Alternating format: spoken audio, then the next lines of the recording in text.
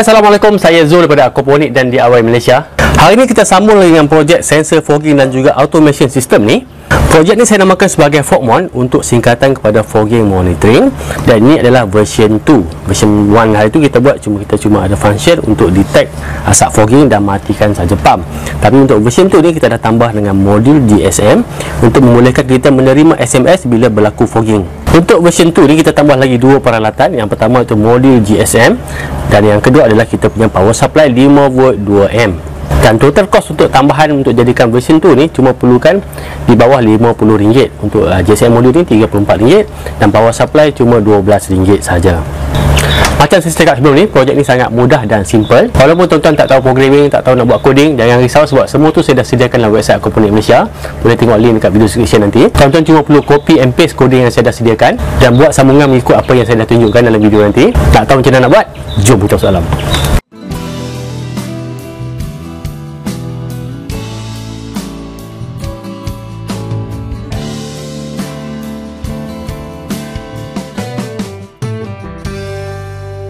Ok, first apa yang tuan-tuan perlu buat, pergi ke website aquaponik.my/DIY. Kemudian scroll ke bawah sikit. Ok, kat sini dah nampak FogMon V2 dan yang ni FogMon V1. Ok, bagi tuan-tuan yang masih baru dekat channel ni, baru nak follow tentang automation system ni, saya amat galakkan tuan-tuan tengok dulu untuk FogMon V1 ni. Sebab FogMon V2 ni adalah sambungan kepada FogMon V1. Jadi tuan-tuan kena buat dulu FogMon V1 ni, kemudian barulah kita boleh tambah modul GSM untuk jadikan FogMon V2. Dan dalam FogMon V2 ni saya takkan tunjuk macam mana cara untuk FogMon V1. Tuan-tuan boleh refer video untuk FogMon V1 ni. Bila dah siap FogMon V1, barulah buat FogMon V2. Dan sama juga dengan FogMon V2 ni, dalam ni pun saya dah tunjukkan satu persatu step-step apa yang tuan-tuan kena buat untuk buat sistem fogging sensor ni. Nah, video pun saya dah letak sekali kat sini. Kat sini pun boleh play. Kemudian, ini semua keperluan yang kita perlukan untuk FogMon V1. Coding pun saya dah sediakan, boleh copy and paste saja. Dan dekat bawah ni ada rujukan pin pada kita punya microcontroller yang kita gunakan, Arduino Uno. Dan dekat bawah adalah sambungan untuk pump dan juga kita punya supply AC 240V pada relay. Okay, sekarang kita tengok pada kita punya FogMon V2 yang kita nak buat hari ni. Dan untuk FogMon V2 ni pun sama juga, saya dah terangkan kat sini objektif apa yang kita nak buat dengan FogMon V2 ni. Ini video FogMon V1, tuan-tuan boleh tengok sebagai rujukan. Kemudian ni peralatan yang kita perlukan. Okay. Peralatan tambahan yang kita perlukan untuk function SMS ni adalah satu GSM modul dan juga power supply 5V 2A. Dan untuk coding ada di bawah ni, source code dia. Nanti kita akan copy source code ni, kemudian kita akan upload dalam kita punya Arduino dengan menggunakan Arduino IDE. Dan ni adalah link untuk download Arduino IDE ataupun software yang kita akan gunakan. Dan kalau tuan-tuan scroll ke bawah lagi, dekat reference saya dah tambah lagi satu, iaitu pin out untuk kita punya GSM modul. Pin mana yang kita akan pakai dan dekat mana yang kita akan buat sambungan sebentar lagi. Okay, jadi sekarang saya akan ceritakan sedikit tentang kita punya GSM modul ni dan dekat mana yang kita akan buat sambungan dan dia punya keperluan daripada segi supply dan sebagainya. Kalau kita tengok pada kita punya modul untuk GSM ni, pin yang akan kita gunakan adalah TX 5V yang dekat tengah sebelah kiri ni, dan kita akan gunakan lagi satu adalah RX 5V yang ni. Okay. Dan untuk TX 5V ni yang kiri ni, yang ni kita akan sambungkan pada pin nombor 3 pada Arduino. Dan untuk RX 5V ni dan sebelah kanan kita akan sambungkan pada pin nombor 4 pada kita punya board Arduino. Dan lagi satu yang kita akan sambung adalah ground. Ground ni kita akan sambungkan pada ground pada kita punya Arduino board. Yang atas ni adalah untuk supply, ground, dan ini VCC 4 hingga 5V. Okay, maksimum voltage yang board ni boleh accept adalah 5V. Tapi untuk power supply nanti, walaupun kita gunakan power supply 5V, saya akan adjust supaya voltage tu lebih rendah daripada 5V. Jadi sekarang saya akan tunjukkan macam mana cara untuk kita adjust kita punya power supply untuk dapatkan voltage yang lebih rendah. Saya akan adjust supaya dia punya voltage dalam 4.7V saja. Saya tak nak maksimum sampai 5V supaya board yang boleh bertahan lebih lama. Okey, ini power supply yang kita akan gunakan. Dia punya input AC 110 hingga 220V dan dia punya output adalah 5 volt dan 2 amp. Ini adalah bahagian untuk input AC. Ini kita ada live dan juga neutral. Kemudian untuk output pula, ni kita punya output 5 volt tadi, dan dekat sini kita ada satu trim port ni. Trim port ni adalah untuk kita adjust. Kita nak turunkan sedikit voltage ni daripada 5 volt kepada 4.7. Okey, jadi sekarang kita akan sambungkan dulu input kepada kita punya power supply ni, dan kabel ni saya dah pasangkan dengan 3 pin plug, dan yang hujung yang sebelah sini kita akan sambungkan pada kita punya power supply. Okey, yang coklat ni adalah live, kita akan sambungkan kepada terminal live, dan yang biru ni neutral, kita akan sambungkan pada neutral. Okey, sambungan pada input dah siap, live kepada live dan neutral kepada neutral. Sekarang saya akan sambungkan plug ni. Okay, kalau kita tengok ni, lampu LED dah menyala, maksudnya kita punya power supply ni dah on. Okey, untuk kita adjust output voltage ni, apa yang saya akan buat, saya akan sambungkan multimeter ni. Saya akan sambungkan probe ni pada output pada kita punya power supply. Kita ikut dia punya polarity, positif ke positif, negatif ke negatif.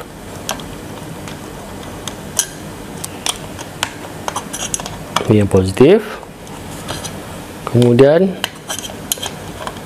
ini yang negatif.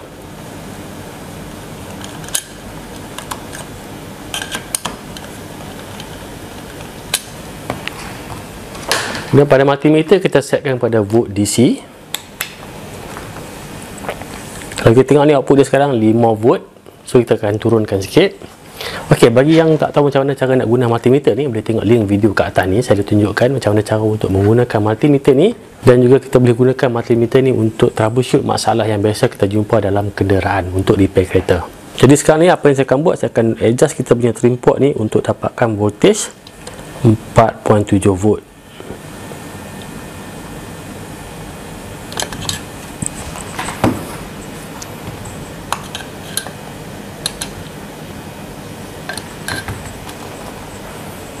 Sekarang 4.75. Kita cuba sikit lagi.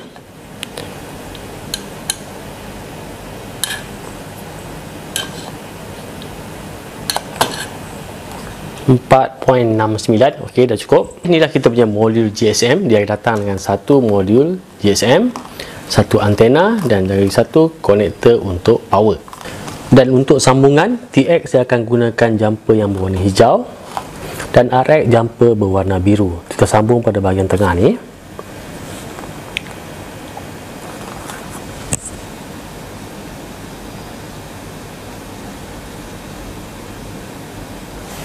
Dan lagi satu untuk ground, saya gunakan kabel jumper berwarna putih. Ini adalah untuk ground. Ini saja sambungan data yang kita perlukan, dan kemudian kita perlukan konektor untuk power.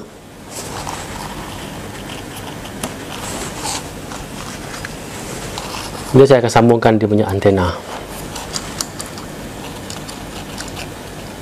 Okey, ini pun adalah slot untuk SIM card. Jadi saya akan masukkan SIM card ke dalam ni, sebab kita memang perlukan SIM card untuk membolehkan kita menghantar SMS. SIM card apa pun tak ada masalah, kita boleh gunakan. Yang penting SIM card tu memang valid dan boleh digunakan untuk menghantar SMS.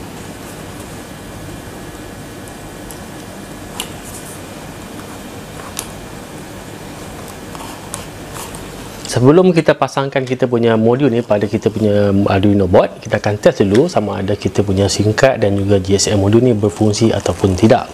Jadi kita perlu sambungkan yang positif ni pada bahagian terminal positif pada kita punya power supply, dan negatif pada terminal negatif pada kita punya power supply.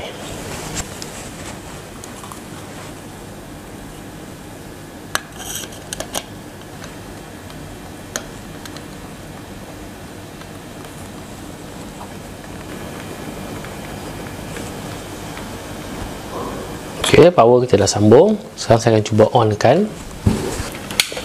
Okey, supply kita dah on. Kalau kita tengok pada modul GSM ni, kita ada dua LED indicator, sini dan juga sini. Kalau yang ni dia akan sentiasa berkelip selagi dia tak connected dengan network dengan telco. Dia akan berkelip dengan laju. Dia punya kelipan tu dah semakin perlahan. Ini bermaksud dah connected dengan kita punya telco provider, sama ada Maxis ataupun Celcom atau SIM card yang kita gunakan. Dan yang ni pula, lampu LED indicator ni, kalau kita call nombor ni, lampu ni akan terpadam. Jadi kita boleh gunakan function ni untuk kita test sama ada kita punya GSM modul ni dah ready atau tak untuk kita sambungkan untuk projek ni. Jadi caranya kita boleh call nombor ni dan kita akan dengar diatone. Sama macam kalau kita call nombor-nombor biasa dekat handphone. Untuk sambungan, macam tadi yang saya buat tadi, wire biru ni adalah untuk RX dan wire hijau adalah untuk TX. TX adalah pin nombor 3, jadi wire hijau ni saya akan sambungkan pada pin nombor 3 dan warna biru ni pin nombor 4 di bersebelahan saja. Dan lagi satu sambungan adalah untuk ground. Kita boleh ambil ground yang ada pada board Arduino pada pin ground. Okay, sambungan dah ready. Kita akan tengok pula kita punya programming. Ok, untuk program first kena pergi kita punya Forkmon V2 dekat website. Kemudian kita scroll ke bahagian bawah dekat source code. Nanti kita kena copy dari line 02 ni sampai ke line 79. Select sampai line 79, right click, copy, kemudian kita buka satu file dekat Arduino IDE. Ini semua kita highlight, kita delete, kemudian edit, paste. Kita tengok balik pada atas. Okey, perubahan yang kita kena buat ialah dekat bahagian nombor telefon. Ini adalah nombor telefon yang akan menerima SMS. Tuan-tuan kena masukkan nombor telefon tuan-tuan. Nombor telefon yang akan digunakan untuk terima SMS nanti. Kita boleh tukarkan. Kemudian, sekarang kita akan cuba compile dulu. Ada masalah atau tak. Dan kita kena save. Saya akan save dekat download. Saya akan namakan ni sebagai ni dah ada sendiri. Forkmon V2 lama. Dan ni saya akan namakan Forkmon V2. Save. Dia akan mudah untuk compile. Kita cek sama ada kod ni bermasalah ataupun tidak. Ok, dan compiling. Maksud coding ni tak ada masalah. Jadi sekarang saya akan sambungkan board Arduino pada USB port. Kemudian kita akan cuba untuk upload.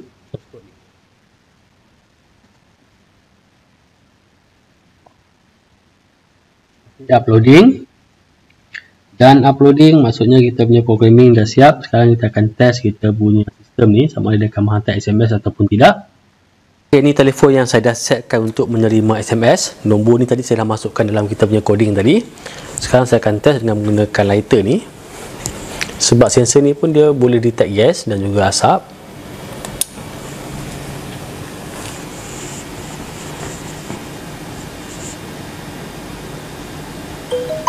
Ok, SMS dah masuk. Fogging pump telah dimatikan. Maksud kita punya programming tadi dah ok. Dan sistem ni pun dah siap. Jadi sampai setakat ini saja untuk video kali ini. Jangan lupa like dan subscribe YouTube channel Corporate Malaysia. Dalam next video untuk automation ni mungkin saya akan buat sistem untuk monitor suhu air dalam tangki ternakan. Sebab salah satu parameter yang penting dalam ternakan lobster adalah suhu air. Kita tak boleh suhu terlampau tinggi, jadi kita akan buat sistem untuk monitor suhu dan mungkin kita akan cari cara untuk automation juga, macam mana cara untuk menurunkan suhu dalam tangki ternakan. Dan sampai jumpa lagi. Assalamualaikum.